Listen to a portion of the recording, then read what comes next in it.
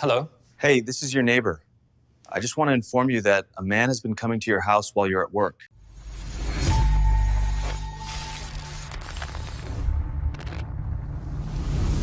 My neighbor sent me suspicious activity footage from his ring cam. It was my wife. My wife of 14 years was having an affair, and I found out through my neighbor's security camera. I am 45 and work as a supervisor at a food processing plant. My wife is 42 and works part-time as a customer service representative at a local credit union. We have been married since our 20s and never had kids. That day started like any other. I left for the plant around 6:30 in the morning. My wife was still getting ready for her afternoon shift at the credit union. She worked Tuesday through Friday, usually from noon until 8. The food processing facility where I work packages frozen vegetables for grocery chains. Nothing exciting, just making sure production lines run smoothly and quality standards are met. Around 11:30, I was checking temperature logs in the freezer section. I got a call from my neighbor who said he wanted to text me something. His name is Ralph, and we have lived next to each other for about 6 years. Ralph is retired from the Postal Service and spends most of his time working in his garage. He installed a Ring doorbell camera system last year after some packages got stolen from his porch. The camera faces the street and can see part of our driveway and front door. The text message said he was not trying to be nosy, but wanted me to know about some suspicious activity. He said his Ring camera caught a guy parking on the street and going into our house. Ralph figured I would want to know in case it was someone who was not supposed to be there. He attached a video clip to the message. I put down my clipboard and stepped away from the production line. I opened the video and immediately felt sick to my stomach. The timestamp showed it was recorded at 9:45 that morning. A dark blue sedan pulled up and parked about 3 houses down from ours. A man got out and walked directly to our front door. He did not knock or ring the doorbell. The door opened before he even reached it.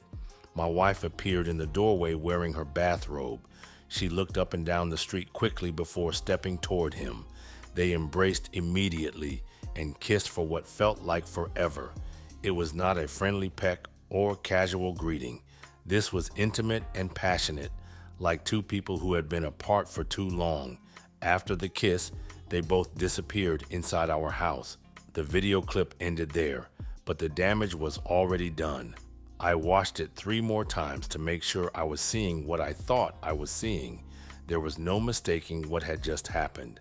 My wife was cheating on me and doing it in our own home. I texted Ralph back and thanked him for letting me know. I told him I would handle the situation. He responded immediately, saying he was sorry and hoped everything worked out. Ralph is a good guy and was just looking out for me. He had no idea he was about to destroy my marriage with one text message. I told my boss I was not feeling well and needed to leave early. I drove home in a daze, not sure what I was going to find when I got there, and my wife already left for her job. I sat in my car for a few minutes trying to process what I had seen. 14 years of marriage, and I never suspected anything like this. My wife was always trustworthy, and we rarely fought about anything serious. Now I was questioning everything I thought I knew about her. I went inside, and the house looked completely normal. Nothing was out of place, and there were no obvious signs that anyone else had been there. I went to our bedroom and sat on the edge of the bed. The video was still on my phone, and I watched it one more time. The man in the video looked to be around my age, maybe slightly younger. He was tall and thin with dark hair and seemed very comfortable approaching our house. He knew exactly where to go, and my wife was expecting him. The way they kissed suggested this had been going on for a while. People do not kiss like that during their first affair meeting. This looked like an established relationship with real feelings involved. I realized I needed to document everything before confronting my wife. I forwarded the video from Ralph to my personal email account. I decided not to confront her immediately. I needed time to think and figure out my next move. For now, I would act like nothing had changed and see what else I could learn. I went back to work and tried to act normal for the rest of the week. My wife seemed completely fine when she came home that Tuesday evening. She talked about her day at the credit union like always. She mentioned that they were implementing new software for loan applications and everyone needed additional training. Nothing in her behavior suggested she had spent the morning with another man. Either she was an incredible actress or she felt no guilt about what she was doing. She worked the same 4 days every week and was always home by 8:30. She usually ran errands or worked in the garden on her days off. At least that was what she told me she was doing. Now I was wondering how many of those errands were actually affair meetings. I asked Ralph if I could review more footage from his Ring camera. He was happy to help and gave me access to the recordings from the past month. I spent hours going through video clips looking for the blue sedan. What I found was worse than I expected. The same car had been parking on our street every Tuesday and Thursday for at least 3 weeks, always around the same time, between 9:30 and 10 in the morning. The man would park, walk to our house, and disappear inside for at least an hour and a half. He usually left around 11:15, just before my wife needed to get ready for work. They had developed a very consistent pattern. Tuesday and Thursday mornings, when I was at the plant and the neighborhood was quiet, most people were at work, so there were no witnesses to see him coming and going. It was a smart setup that had probably been working for months. I only discovered it because Ralph happened to install the Ring camera recently. Without that technology, I never would have known what was happening. I decided to follow the blue sedan the next time it appeared. On Thursday morning, I called in sick to work and waited in my truck down the street. Sure enough, around 9:30, the car pulled up and parked. After her AP went inside, I waited until he left at 11:15. I followed him at a distance and watched him drive to a furniture store about 20 minutes away. I waited in the parking lot and saw him interacting with customers through the windows. Based on how other employees approached him, he appeared to be a sales manager, plus he was wearing a different colored shirt than the other employees. I went inside and pretended to browse while listening to other employees call him Kevin. I did not try to research him further since I had the information I needed. He appeared to be in his early 40s and seemed successful at his job. Maybe that was part of his appeal to my wife. I worked at the food processing plant for over 20 years, and we lived comfortably, but not lavishly. Perhaps she was attracted to someone who seemed more financially successful, or maybe it had nothing to do with money and was purely emotional. I wondered how they had met and how long this had been going on. My wife did not mention knowing anyone who worked at furniture stores. She rarely talked about meeting new people outside of work. The credit union where she worked was small, with only about 10 employees. Her supervisor was a woman in her 50s who had worked there for over 20 years.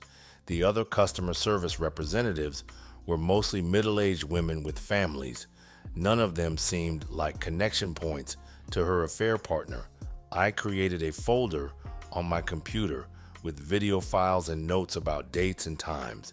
If this relationship ended in divorce, I wanted to have thorough records. Her phone habits changed damn near 1,000%. She rarely left that thing unattended.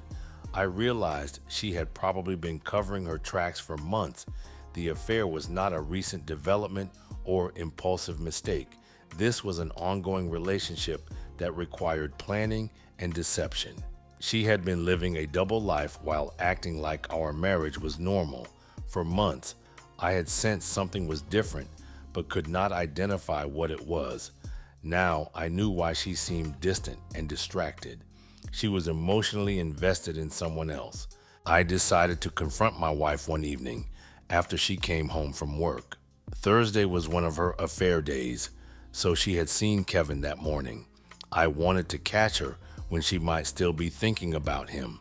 She came home at her usual time and seemed to be in a good mood. I waited until after we finished eating to bring up the subject. I pulled out my phone and opened the video Ralph had sent me. I placed the phone between us on the kitchen table and pressed play, making sure to start the video with Kevin walking up to the door. The video played for about 30 seconds before she reached over and stopped it. After that, I just sat back in my chair and watched her. She didn't really show any emotions. I asked her to explain what I was looking at. She said Kevin was just a friend who was going through a difficult time. I told her that friends do not usually kiss like that or spend hours alone together. She claimed they were just talking and that I was misunderstanding the situation. I showed her the other video clips I had collected over the past month.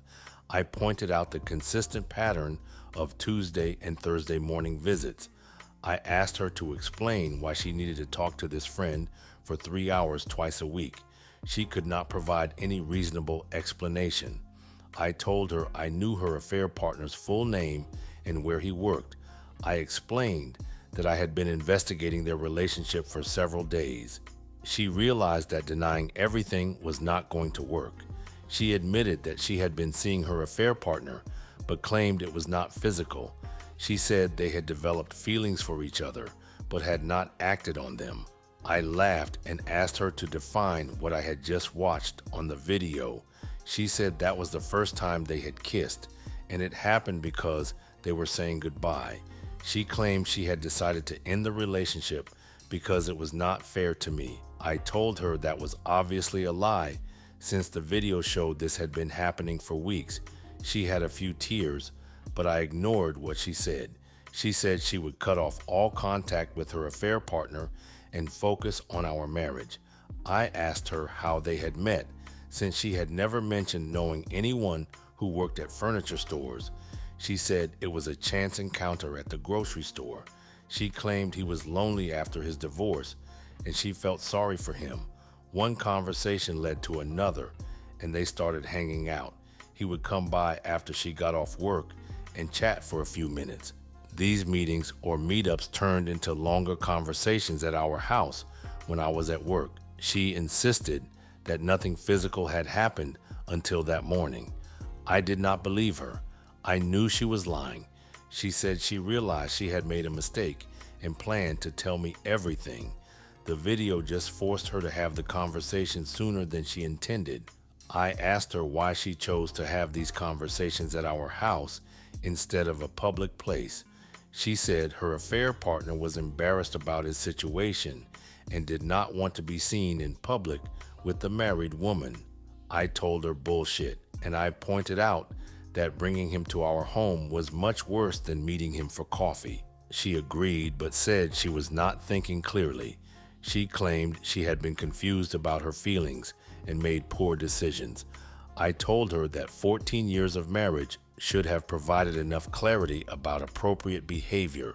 She said she knew she had hurt me and wanted to do whatever it took to fix our relationship. I asked her if she was in love with her affair partner. She hesitated for a long time before answering. She finally said she had developed feelings for him, but that our marriage was more important. I told her that answer was not encouraging. She was essentially saying she loved him, but chose to stay with me out of obligation. That was not the foundation for rebuilding trust in our marriage. I told her she needed to find another place to live. Then she told me to go to hell and said she was not leaving our house because she had just as much right to be there as I did. She reminded me she didn't have to leave the house she lived in. I said that might be true legally, but emotionally, I needed space. I told her she could stay with Kevin or find another temporary arrangement. She refused and said if I wanted space, I could leave. That conversation went on for another hour without any resolution. She was not going to admit the full extent of her relationship with Kevin, and she was not going to voluntarily leave the house. I realized I needed professional help to navigate this situation. I told her I was going to contact a divorce attorney to understand my options. She said that was an extreme reaction to one mistake. I corrected her and said this was not one mistake, but deliberate choices she made. She had been lying to me every Tuesday and Thursday for weeks. I contacted 2 different divorce attorneys the next morning. I brought copies of all the video evidence and documentation I had collected. Both lawyers said the recordings would be valuable during divorce proceedings. They also said that my wife's infidelity could impact alimony decisions in our state. I hired the attorney who seemed most experienced with similar cases. Filing for divorce felt surreal after 14 years of marriage. My wife continued to insist that her relationship with Kevin was mostly emotional. She maintained that the physical aspect had just started recently. I did not believe her, and it did not matter anyway. Emotional affairs are just as damaging as physical ones. She had been sharing intimate thoughts and feelings with another man for months. She had been planning secret meetings and lying to cover her tracks. The divorce papers were filed 2 weeks after I confronted her. My wife was served at the credit union where she worked. My wife was angry about being served at work because it embarrassed her in front of her coworkers. She said I was being vindictive and trying to humiliate her.